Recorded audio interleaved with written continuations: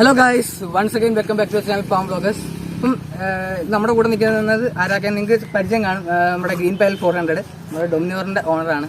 ഇത് നമ്മുടെ അമൽ റിവോക്ക് ഇടുന്നതാണ് പുള്ളിയുടെ ഇൻസ്റ്റ ഐ ഡി. അപ്പം രണ്ടുകൂടി ഇൻസ്റ്റ ഐ ഡി ഞാൻ താഴെ കൊടുത്തിരിക്കാം.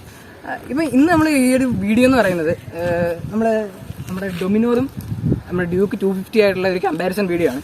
ഇതിന് മുമ്പ് ഇത് കണ്ടിട്ടില്ലാത്തവരാണെങ്കിൽ ഇതിന് മുമ്പ് ഞങ്ങൾ ഇതിന്റെ രണ്ടിന്റെ ഒരു റിവ്യൂ നമ്മൾ ഇട്ടിട്ടുണ്ടായിരുന്നു. അപ്പോൾ അത് കണ്ടിട്ടില്ലാത്തവർ ജസ്റ്റ് ഒന്ന് പോയി കണ്ടിട്ട് വരണം. പിന്നെ ആ ഒരു വീഡിയോയുടെ താഴെ കൂടുതലുള്ള കമന്റ്സ് ആയിരുന്നു, ഇത് ഏതാണ് കുറച്ചുകൂടെ ബെസ്റ്റ് എടുക്കാൻ, ഏതാണ് വാല്യൂ ഫോർ മണി, അങ്ങനെ കുറച്ച് കാര്യങ്ങൾ ചോദിച്ചിട്ടുണ്ടായിരുന്നു. അപ്പോൾ അതെല്ലാം കൂടെ വെച്ച് ഞങ്ങളൊരു കമ്പാരിസൺ വീഡിയോ ചെയ്യാമെന്ന് വിചാരിച്ചു. അപ്പം ആ ഒരു കമ്പാരിസൺ വീഡിയോ ആണ് ഇന്ന് ഞങ്ങൾ എടുക്കാൻ ഉദ്ദേശിച്ചിരിക്കുന്നത്. അപ്പം ഇത് എടുക്കാൻ പോകുന്നവർക്ക് വേണ്ടി കുറച്ച് ഹെൽപ്പ് ചെയ്യുന്ന ഒരു വീഡിയോസ് ആയിരിക്കും. പിന്നെ അതിൻ്റെ കുറച്ച് സ്പെസിഫിക്കേഷൻസ്, അങ്ങനെ കുറച്ച് കാര്യങ്ങൾ എല്ലാം കൂടെ ചേർത്തുള്ള ഒരു വീഡിയോ ആണ്. അപ്പം എന്തായാലും നമുക്ക് വീഡിയോയിലോട്ട് പോകാം. അതിന് മുമ്പ് ഈ രണ്ട് വണ്ടികൾ തന്നത് നമ്മളെ ഹെൽപ്പ് ചെയ്ത് നമ്മുടെ രണ്ടുപേർക്ക് ഒരു ബിഗ് താങ്ക്സ്. ഓക്കെ, നമുക്ക് നേരെ വീഡിയോയിലോട്ട് പോകാം.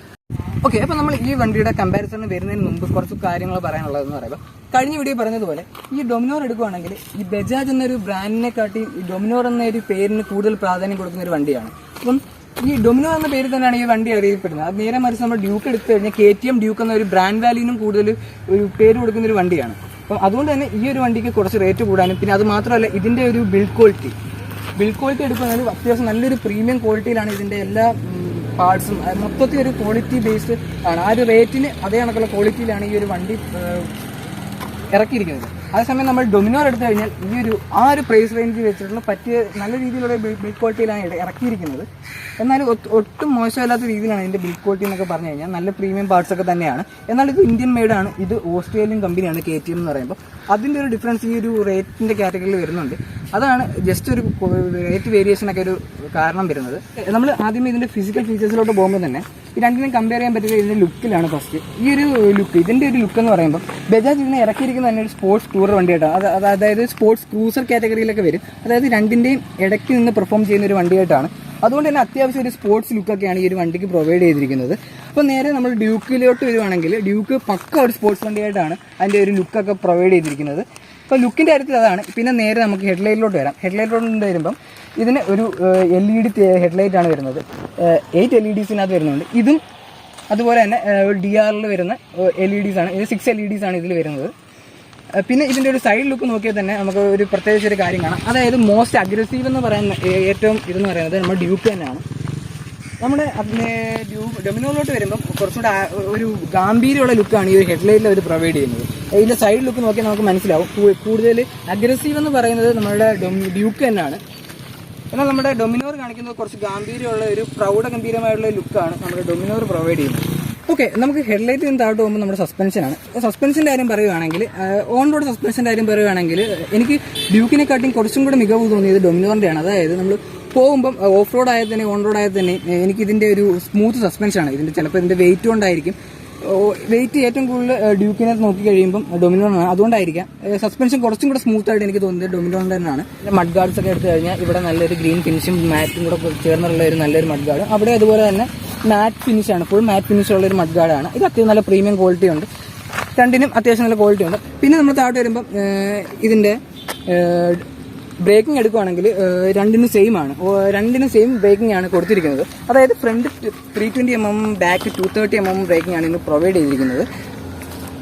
പിന്നെ നമുക്ക് നേരെ ടയർസിൻ്റെ എടുത്തു കഴിഞ്ഞാൽ അതും രണ്ടിനും സെയിം ആണ്. 110/70 ആണ് ഫ്രണ്ട്, റിയർ വരുമ്പം 150/60 ആണ് ബാക്ക് കൊടുത്തിരിക്കുന്നത്. പിന്നെ അലോയ്സ് എടുക്കുകയാണെങ്കിൽ തന്നെ ഫ്രണ്ടിൽ ഇവിടെ ഡയമണ്ട് കട്ട് അലോയ്സ് ആണ് ഡൊമിനോറിന് വരുന്നത്. ഡ്യൂക്കിന് നമ്മുടെ നോർമൽ അലോയ്സ് ആണ് പ്രൊവൈഡ് ചെയ്തിരിക്കുന്നത്. ഹെഡ്ലൈറ്റ്സ് കഴിഞ്ഞ് നമുക്ക് ബാക്കിലോട്ട് വരുമ്പോൾ നമുക്ക് പറയാനുള്ളത് ഇതിൻ്റെ സൈഡ് ലുക്കിനെ കുറിച്ചാണ്. ഇതിൻ്റെ സൈഡ് ലുക്ക് എന്ന് പറയുമ്പം നമ്മുടെ രണ്ടിനും കമ്പയർ ചെയ്ത് കഴിഞ്ഞാൽ ഈ ഒരു രണ്ട് വണ്ടിക്കും പ്രൊവൈഡ് ചെയ്തിരിക്കുന്നത് നേക്കഡ് ഷേപ്പാണ്. വലിയ കിറ്റൊന്നും ഇല്ല, മൊത്തം രണ്ടും നേക്കഡാണ്. പക്ഷേ എന്നാൽ നമുക്ക് ഡൊമിനോറിൻ്റെ കാര്യം പറയുമ്പോൾ ഇവിടുത്തെ ഈ ഒരു ഫിനിഷ്, ഇവിടുത്തെ ഈ ഒരു മെറ്റൽ, ഇതൊക്കെ ഫൈബറാണ് കേട്ടോ. ഇവിടുത്തെ ഈ ഒരു ഫിനിഷ് എല്ലാം കൂടെ കണ്ട് ഒരു വലിയ രീതിയിലൊരു നേക്കഡ് ഫീൽ നമുക്ക് തോന്നുന്നില്ല. എന്നാൽ മറിച്ച് നമ്മൾ ഡ്യൂക്കിലോട്ട് വന്നു കഴിഞ്ഞാൽ ഇവിടെ അത്യാവശ്യം നല്ല രീതിയിൽ നേക്കഡാന്ന് നമുക്ക് തോന്നും. കാര്യം ഇവിടെ ഒരു നല്ലൊരു രീതിയിൽ ഗ്യാപ്പ് ഉണ്ട്. പിന്നെ നമുക്ക് ഈ ഒരു ചേസിൻ്റെ ഭാഗം നല്ല രീതിയിൽ വിസിബിൾ ആണ്. അപ്പം അത് ഡ്യൂക്കിന് എല്ലാത്തിലും വരുന്നതാണ്. പക്ഷേ അത് ജസ്റ്റ് എനിക്കൊരു തോന്നിയൊരു കാര്യമാണ്. പിന്നെ നമുക്ക് നേരെ ഇതിൻ്റെ ഒരു ടാങ്കിലോട്ട് വന്നു കഴിഞ്ഞാൽ എനിക്ക് തോന്നിയൊരു കാര്യം എന്ന് പറയുന്നത് നമ്മുടെ ഡ്യൂക്ക് ഈ ഒരു പാർട്ട് കംപ്ലീറ്റ്ലി മെറ്റലാണ്. പക്ഷെ നമ്മൾ ഒരു ഡൊമിനോറിൻ്റെ കേസ് എടുക്കുകയാണെങ്കിൽ ഇത് ഫൈബറാണ്. ഈ ഒരു പാർട്ട് മൊത്തം ഒരു ഫൈബർ ഇത് വരുന്നുണ്ട്. പിന്നെ ഈ ഒരു പോർഷൻ മാത്രമേ ഉള്ളൂ ഇച്ചിരി മെറ്റൽ എന്ന് പറയാൻ നമുക്ക് തോന്നുന്നത്. പിന്നെ ഈ ഒരു സൈഡ് വരുമ്പോൾ ഇവിടെ ഫൈബറാണ്, ഇതും എല്ലാം ഫൈബറാണ്. ഇത് മെറ്റലാണ് കേട്ടോ, ഇത് മെറ്റലാണ്. പിന്നെ ഇതിൻ്റെ എക്സോസ്റ്റിൻ്റെ കാര്യം പറയുകയാണെങ്കിൽ നമ്മുടെ ഡൊമിനോന്ന് കൊടുത്തിരിക്കുന്നത് ട്വിൻ എക്സോസ്റ്റ് ആണ്, ഇത് ഡബിൾ ബാരൽ എക്സോസ്റ്റ് ആണ്. പക്ഷേ ഇതിന് നമ്മൾ സാധാ RCയിലെ കണ്ടുവരുന്ന കണക്കുള്ള ഒരു എക്സോസ്റ്റ് ആണ് ഇവിടെ കൊടുത്തിരിക്കുന്നത്. ഓക്കെ, ഇനി നമുക്ക് ഇതിൻ്റെ ബാക്ക് വ്യൂ എടുത്തു കഴിഞ്ഞാൽ നമുക്ക് ആദ്യം മനസ്സിലാവുന്നത് തന്നെ ഇതിൻ്റെ ഹൈറ്റ് ആണ്. രണ്ടും തമ്മിൽ നല്ല വ്യത്യാസമുണ്ട്, നമുക്ക് നോക്കിക്കഴിഞ്ഞാൽ തന്നെ മനസ്സിലാവും. അതായത് ഏറ്റവും കൂടുതൽ ഹൈറ്റ് ബാക്ക് സൈഡ് കൊടുക്കുന്നത് ഡ്യൂക്കിനാണ്. ഇവിടെ നേരെ ഡൊമിനോയിലോട്ട് പോകുമ്പോൾ നമുക്ക് കാണുമ്പോൾ മനസ്സിലാവും ഒരു സൈഡ് വ്യൂവിൽ വലിയ രീതിയിൽ ഹൈറ്റ് നമുക്ക് ഫീൽ ചെയ്യുന്നില്ല, ഇരിക്കുമ്പോഴും വലിയ രീതിയിൽ ഫീൽ ചെയ്യുന്നില്ല. ഹൈറ്റ് എപ്പോഴും ഡ്യൂക്കിന് തന്നെയാണ് കൂടുതൽ, ഡൊമിനോന് കുറച്ച് താഴ്ന്നിരിക്കും. പിന്നെ നേരെ നമുക്ക് ഈ ഒരു ഹോൾഡ് പാർട്ടിലോട്ട് വന്നു കഴിഞ്ഞാൽ നല്ല വൈഡായിട്ടാണ് ഇവിടെ പ്രൊവൈഡ് ചെയ്യുന്നത്, നല്ലൊരു ബിൽഡ് ക്വാളിറ്റിയിലുമാണ് കൊടുത്തിരിക്കുന്നത്, നല്ല രീതിയിൽ ഹോൾഡും ചെയ്യാം. നമ്മൾ നേരെ ഡൊമിനോയിലോട്ട് വരുമ്പം അത്യാവശ്യം വൈഡല്ലാത്ത ഒരു ഹോൾഡാണ് ഇവിടെ കൊടുത്തിരിക്കുന്നത്, എന്നാലും അത്യാവശ്യം നമുക്ക് പിടിച്ചൊക്കെ ഇരിക്കാം. പിന്നെ ഇതിൻ്റെ ഒരു ടെയിൽ ലാമ്പ് പോർഷൻ വരുവാണെങ്കിൽ നമുക്ക് ഇതൊരു സിംഗിളായിട്ടൊരു പോർഷനാണ് നമുക്ക് കൊടുത്തിരിക്കുന്നത്, ഒരു ട്രാൻസ്പെറൻറ്റ് ഗ്ലാസ് ആണ്. നമ്മൾ നേരെ ഡൊമിനോയിലോട്ട് വരുമ്പം ഒരു 2 സ്പ്ലിറ്റ് ആയിട്ടുള്ള ഒരു പോർഷനാണ്, അത് റെഡ് കളറിലാണ് ആദ്യം കൊടുത്തിരിക്കുന്നത്. പിന്നെ ഇതിൻ്റെ ഈ ഒരു ടെയിൽ പാർട്ട് എടുത്തു കഴിഞ്ഞാൽ ഇത് കുറച്ച് വൈഡായുള്ള ടെയിൽ പാർട്ടാണ്, അതിൽ തന്നെ 2 ഇൻഡിക്കേറ്റേഴ്സ് വരുന്നുണ്ട്. അത് നമുക്ക് ബാക്കിൽ ആ ടയർ നല്ല രീതിയിൽ വിസിബിൾ അല്ല ഈ ഒരു പോർഷനിൽ നോക്കുമ്പോൾ. നമ്മൾ നേരെ ഡ്യൂക്കിൻ്റെ എടുത്തു കഴിഞ്ഞാൽ ഒരു സിംഗിളും ഒരു നാരോ ആയിട്ടുള്ള ഒരു ടെയിൽ പാർട്ടാണ് കൊടുത്തിരിക്കുന്നത്, അതും ഇതിൻ്റെ ഒരു സ്പോർട്ടി ലുക്കിന് നല്ല രീതിയിൽ കാരണമാവുന്നുണ്ട്. ഈ ഒരു ക്രൂസറൊന്നും നമുക്ക് ഒരു ഡൊമിനോറിനെ കാണാൻ പറ്റുമെങ്കിൽ അതിൻ്റെ ഒരു ബാക്ക് പോർഷൻ ഇച്ചിരി താന്നിട്ടാണ്, ഒരു സ്പോർട്ടീവ് ഫീൽ ബാക്ക് പോർഷനിൽ നിന്ന് കൊടുക്കുന്നില്ല. പക്ഷേ നമ്മൾ ഡ്യൂക്കിൻ്റെ കേസിൽ എടുക്കുകയാണെങ്കിൽ ഫ്രണ്ടും ബാക്കും തന്നെ ഒരു സ്പോർട്ടീവ് ഫീൽ കൊടുക്കുന്നുണ്ട്. ഓക്കെ, നമുക്ക് സീറ്റ് കമ്പയർ ചെയ്ത് കഴിഞ്ഞാൽ ഫസ്റ്റ് ഡൊമിനോറിൽ എടുക്കുകയാണെങ്കിൽ അത്യാവശ്യം നല്ല സ്മൂത്ത് സീറ്റാണ് കൊടുത്തിരിക്കുന്നത്, പില്ലിയൻ സീറ്റും അത്യാവശ്യം സ്മൂത്താണ്. നേരെ നമ്മൾ ഡ്യൂക്കിലോട്ട് വരുമ്പം അത്യാവശ്യം ഒരു മോഡറേറ്റ് രീതിയിലുള്ള സീറ്റാണ് പ്രൊവൈഡ് ചെയ്യുന്നത്, പില്ലിയൻ സീറ്റും കുറച്ച് ഒരു സ്റ്റിഫാണ്, എന്നാലും മോഡറേറ്റ് ആണെന്ന് വേണമെങ്കിൽ പറയാം. ഓക്കെ, നമുക്ക് ഫസ്റ്റ് ഡൊമിനോർ നോക്കിക്കഴിഞ്ഞ് കഴിഞ്ഞാൽ ഇതിൻ്റെ സീറ്റ് ഹൈറ്റ് എടുക്കുമ്പം 800 mm ആണ് ഇതിൻ്റെ സീറ്റ് ഹൈറ്റ്. എനിക്ക് 168 എൻ്റെ ഹൈറ്റ് എന്ന് പറയുമ്പോൾ എനിക്ക് ഈ 2 സൈഡും നല്ല രീതിയിൽ കാലത്തും നല്ല കംഫർട്ടായിട്ട് ഇരിക്കാനൊക്കെ പറ്റുന്നുണ്ട്, വണ്ടി നല്ല രീതിയിൽ ഹാൻഡിൽ ചെയ്യാം. ഓക്കെ, ഇനി സീറ്റും പോസ്ചറൊക്കെ നോക്കിക്കഴിഞ്ഞ് കഴിഞ്ഞാൽ നമ്മൾ ഇരിക്കുമ്പം നമ്മുടെ ലെഗ് നോക്കിക്കഴിഞ്ഞാൽ അത്യാവശ്യം നല്ല നീളം കൂടുതലുള്ള ആൾക്കും നല്ല രീതിയിൽ ഇവിടെ സ്പേസ് ഉണ്ട്. നമ്മൾ അപ്പം വലിയ നീളമുള്ള ആൾക്കും കുഴപ്പമില്ല, എന്നാൽ അത്യാവശ്യം നീളം കുറഞ്ഞ ആൾക്കും നല്ല രീതിയിൽ കംഫർട്ടായിട്ട് കൺട്രോൾ ചെയ്യാൻ പറ്റിയ ഒരു വണ്ടിയാണ്. ഓക്കെ, അപ്പം നമ്മൾ ജസ്റ്റ് ഈ ഒരു ഭാഗം നോക്കുമ്പോൾ ഞാൻ നേരത്തെ പറഞ്ഞല്ലോ ഇവിടെ മൊത്തം ഫൈബറാണ്, ഒരു മെറ്റലൊന്നും ഇല്ല, ഈ ഒരു പോർഷൻ മാത്രമുള്ള മെറ്റൽ. ഇതൊക്കെ നേരെ നമ്മൾ ഹാൻഡിൽ പോർഷനൊക്കെ എടുത്തു കഴിഞ്ഞാൽ അത്യാവശ്യം നല്ല രീതിയിൽ റൈഡിങ് കംഫോർട്ട് വരുന്നൊരു ഹാൻഡിലാണ്, നല്ല ലോങ് ടൂറിങ്ങിനൊക്കെ പോകുന്നവർക്കാണെങ്കിൽ പറ്റിയൊരു വണ്ടിയാണിത്. അപ്പോൾ ഇതിൻ്റെ ഹാൻഡിലെ പൊസിഷനൊക്കെ നോക്കുകയാണെങ്കിൽ പെർഫെക്റ്റ് ആണ്, നമ്മൾ കുറച്ച് നെഞ്ചും പിരിച്ചിട്ട് ഓടിക്കാവുന്ന ഒരു പൊസിഷനാണ് പ്രൊവൈഡ് ചെയ്യുന്നത്. ഓക്കെ, അപ്പം മീറ്റർ കൺസോളിൻ്റെ കാര്യം പറയുമ്പോൾ 2 ഡിജിറ്റൽ മീറ്റർ കൺസോളാണ്. പ്രൈമറിക്കകത്ത് അത്യാവശ്യം സ്പീഡോമീറ്റർ അങ്ങനെ കാര്യങ്ങളൊക്കെ നമുക്ക് അറിയാൻ പറ്റും. നേരെ സെക്കൻഡിലോട്ട് വരുമ്പോൾ ഇവിടെ ഈ ഒരു BS6 എഡിഷനിലാണ് ഇവിടെ ഒരു ഡിസ്പ്ലേ വന്നത്, നേരത്തെ ഇൻഡിക്കേഷൻസ് മാത്രമേ ഉള്ളൂ. ഇതിലും ഗിയറും ടൈമും ട്രിപ്പ് 1 ട്രിപ്പ് 2 ഓഡോമീറ്റർ എല്ലാം അവൈലബിൾ ആണ്. ഓക്കെ, നമ്മൾ ഡ്യൂക്കിൽ കയറി ഇരിക്കുമ്പം നമുക്ക് ഫീൽ ചെയ്യുന്നതെന്ന് പറയുമ്പോൾ ഇതിൻ്റെ സീറ്റ് ഞാൻ നേരത്തെ പറഞ്ഞ പോലെ അത്യാവശ്യം ഹാർഡായിട്ടുള്ളൊരു സീറ്റാണ്. പിന്നെ ഇതിൻ്റെ സീറ്റ് ഹൈറ്റ് പറയുമ്പം 830 mm ആണ് ഇതിൻ്റെ ഒരു സീറ്റ് ഹൈറ്റ്. എൻ്റെ ഹൈറ്റ് ഞാൻ നേരത്തെ പറഞ്ഞു 168 എനിക്ക് ഒരു ഹാഫ് രീതിയിൽ കാലുകുത്താൻ പറ്റും ആ ഒരു പൊസിഷൻ. അപ്പോൾ അത്യാവശ്യം നീളം കുറവുള്ളവരാണെങ്കിൽ ജസ്റ്റ് പോയി ടെസ്റ്റ് റൈഡ് ചെയ്തിട്ട് മാത്രമേ വണ്ടി എടുക്കാവൂ. ലെഗ് സ്പേസിൻ്റെ കാര്യം നോക്കുകയാണെങ്കിൽ അത്യാവശ്യം കുറച്ച് നീളമുള്ളവർക്കും ഈ ഒരു വണ്ടി സ്യൂട്ട് ആവും. 13 liters ആണ് ഇതിൻ്റെ ടാങ്ക് കപ്പാസിറ്റി പ്രൊവൈഡ് ചെയ്യുന്നത്. പിന്നെ ഹാൻഡിലിൻ്റെ പൊസിഷൻ എന്ന് പറയുമ്പോൾ നമ്മുടെ ഡൊമിനോനെക്കാട്ടും കുറച്ച് റേസ്ഡ് ആണ്, ഒരു സ്പോർട്ടി ഫീൽ തന്നെയാണ് തരുന്നത്. നമ്മുടെ കാലൊക്കെ രണ്ടും ചേർത്ത് വെച്ചിട്ട് നല്ല രീതിയിൽ പോകാൻ പറ്റിയ ഒരു പൊസിഷനാണ് ഇത് പ്രൊവൈഡ് ചെയ്യുന്നത്. പിന്നെ ഇതിൻ്റെ നമ്മൾ ലെഗ് വെക്കുന്ന പൊസിഷൻ തന്നെ കുറച്ചും കൂടെ നമ്മൾ ബാക്കിലോട്ടാണ്, അതുകൊണ്ട് തന്നെ ഒരു നല്ല രീതിയിൽ ഒരു സ്പോർട്ടി ഫീൽ വരുന്നുണ്ട്. അങ്ങനെ കൂടുതൽ ഓവർ സ്പോർട്ടി എന്ന് പറഞ്ഞാൽ നമുക്ക് ഒരു ടൂറിന് പറ്റില്ല എന്നല്ല, ഇത് ടൂറിനും വേണ്ടി ഒരു ബിൽഡ് ചെയ്തേക്കുന്ന ഒരു വണ്ടി കൂടെയാണ്. എന്ന് വെച്ചാൽ വലിയ രീതിയിൽ ലോങ് പോകുമ്പോൾ തന്നെ നമുക്ക് വലിയ രീതിയിൽ ബോഡിയിൽ സ്ട്രെസ് അങ്ങനെയൊന്നും ഫീൽ ചെയ്യില്ല. പിന്നെ നമ്മൾ മീറ്റർ കൺസോൾ എടുക്കുമ്പോൾ പൊതുവെ പഴയതുപോലെ കാണുന്ന കണക്കുള്ള ഡിസ്പ്ലേ ആണ്, പക്ഷേ ഇതിനകത്തൊരു സൂപ്പർ മോട്ടോ മോഡ് എന്നൊരു പുതിയൊരു ഓപ്ഷൻ വരുന്നുണ്ട്. അതായത് സ്വിച്ചബിൾ ABS ആണ് ബാക്കിൽ. അപ്പോൾ നമുക്ക് സ്റ്റണ്ടിങ്ങോ അല്ലെങ്കിൽ ഓഫ് റോഡ് അങ്ങനെ എന്തെങ്കിലും പോകുമ്പോൾ നമുക്ക് ABS സ്വിച്ച് ചെയ്യാൻ പറ്റും. പിന്നെ ബാക്കിയെല്ലാം പൊതുവെ പഴയതുപോലെയാണ്. പിന്നെ ഒരു ലൈറ്റിൻ്റെ ഗ്ലെയർ അടിക്കുമ്പം ഈ ഒരു ഡിസ്പ്ലേ ഭയങ്കര നല്ല രീതിയിൽ വിസിബിൾ അല്ല എന്നൊരു ഫാൾട്ട് വരുന്നുണ്ട്. അത് മാത്രമല്ല ഇതിനകത്ത് പ്രത്യേകം എടുത്ത് പറയാനുള്ളത്, നമുക്ക് BS6 ഡൊമിനോയിൽ വരുന്ന 2 വേരിയന്റ് ആണ്. ഒന്ന് ഈ ഒരു ഗ്രീനും പിന്നെ ഒന്ന് മാറ്റ് ബ്ലാക്കും വരുന്നുണ്ട്. അതേസമയം നമ്മൾ BS6 ഡ്യൂക്കിൽ ഒന്ന് ഈ ഒരു ഓറഞ്ചും പിന്നെ ഒരു വൈറ്റും വരുന്നുണ്ട്. നെക്സ്റ്റ് ഇതിൻ്റെ ഗ്രൗണ്ട് ക്ലിയറൻസിൻ്റെ കാര്യം പറയുവാണെങ്കിൽ ഡ്യൂക്കിനെ അപേക്ഷിച്ച് ഡൊമിനോർ കുറച്ചും കൂടെ ഗ്രൗണ്ട് ക്ലിയറൻസ് കൂടിയൊരു വണ്ടിയാണ്. അതായത് ഡൊമിനോറിന് 157 ഡ്യൂക്കിന് 151 ആണ്. ഇപ്പോൾ ഈ ഒരു BX6 എഡിഷനിൽ ഇതിന് ഗ്രൗണ്ട് ക്ലിയറൻസ് കുറയാൻ കാര്യം എന്ന് പറയുന്നത് ആ ഒരു സൈഡിൽ കൂടെ പോയ എക്സോസ്റ്റ് പൈപ്പ് അടിയിൽ കൂടെയാണ് പോകുന്നത്.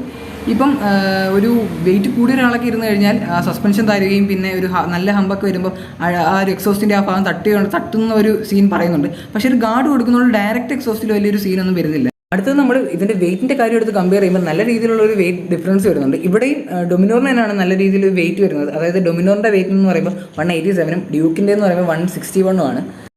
ഓക്കെ, നെക്സ്റ്റ് ഞാൻ ഇതിൻ്റെ on road off road riding പെർഫോമൻസിനെ പറ്റിയാണ് പറയാൻ പോകുന്നത്. ആദ്യം തന്നെ ഇതിൻ്റെ ഒരു ബിഗിനർ ഫ്രണ്ട്ലി ബൈക്സ് ആണോ എന്ന് ചോദിച്ചു കഴിഞ്ഞാൽ നമുക്ക് പറയാം രണ്ടും ബിഗിനർ ഫ്രണ്ട്ലി ബൈക്സ് ആണ്. ഒരു അത്യാവശ്യം 150-180 cc ഉള്ള ഒരു വണ്ടി ഓടിച്ച് പരിചയമുള്ള ഒരാൾക്ക് അത്യാവശ്യം നല്ല രീതിയിൽ ഈ രണ്ട് വണ്ടിയും ആദ്യം തന്നെ കൺട്രോൾ ചെയ്യാൻ പറ്റും.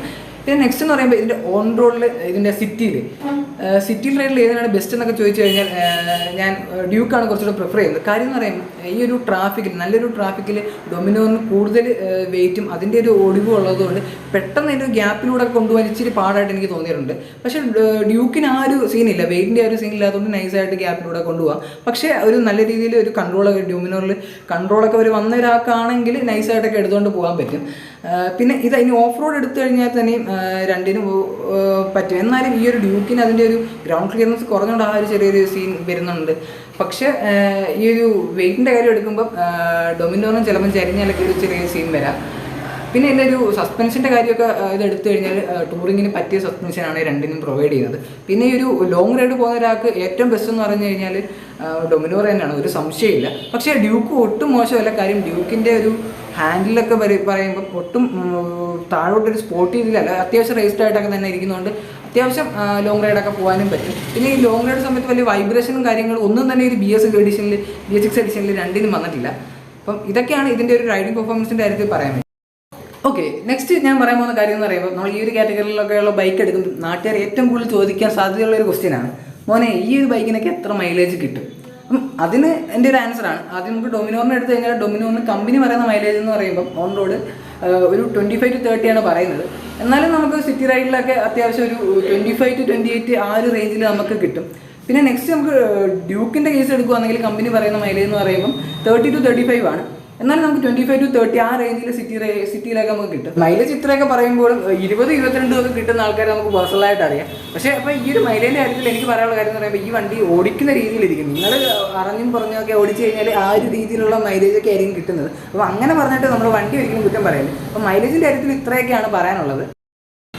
ഓക്കെ, അപ്പോൾ ഇത്രയൊക്കെയാണ് ഈ ഒരു രണ്ട് വണ്ടിയുടെയും ബേസിക് കമ്പാരിസൺ എന്നൊക്കെ പറഞ്ഞു കഴിഞ്ഞാൽ. പിന്നെ ഈ ഒരു വീഡിയോ നിങ്ങൾക്ക് ഈ ഒരു ഡൊമിനോറും ഡ്യൂക്കും എടുക്കാൻ കൺഫ്യൂഷനായിട്ട് നിൽക്കുന്നവർക്ക് ഒരു ഹെൽപ്ഫുൾ ആവുമെന്ന് വിചാരിക്കുന്നു. പിന്നെ ബാക്കിയെല്ലാം നിങ്ങളുടെ ചോയ്സാണ്, ഏത് വണ്ടി എടുക്കണമെന്ന് നിങ്ങളുടെ മാത്രം ചോയ്സാണ്. അപ്പോൾ നിങ്ങൾ ഇതൊക്കെ ഒന്ന് കണ്ടിട്ട് ഒന്ന് റെഫർ ചെയ്തിട്ട് നിങ്ങൾ ഷോറൂമിൽ പോയി ജസ്റ്റ് ഒന്ന് ടെസ്റ്റ് റൈഡൊക്കെ ചെയ്തിട്ട് നിങ്ങളുടെ ഒരു ഇഷ്ടപ്രകാരം തന്നെ എടുക്കുക. പിന്നെ അടുത്തൊരു വീഡിയോ കാണുന്നവരെ നിങ്ങൾ നമ്മുടെ ചാനൽ സബ്സ്ക്രൈബ് ചെയ്തിട്ടില്ലെങ്കിൽ ജസ്റ്റ് സബ്സ്ക്രൈബ് ചെയ്യുക. പിന്നെ അടുത്തുള്ള ബെല്ലൈക്കൺ കൂടി എനേബിൾ ചെയ്യുക. ഇതുപോലുള്ള റിവ്യൂ വീഡിയോസും ലൈഫ് സ്റ്റൈൽ വീഡിയോസൊക്കെ നിങ്ങൾക്ക് കിട്ടുന്നതാണ്. അപ്പം സ്റ്റേ ട്യൂൺ.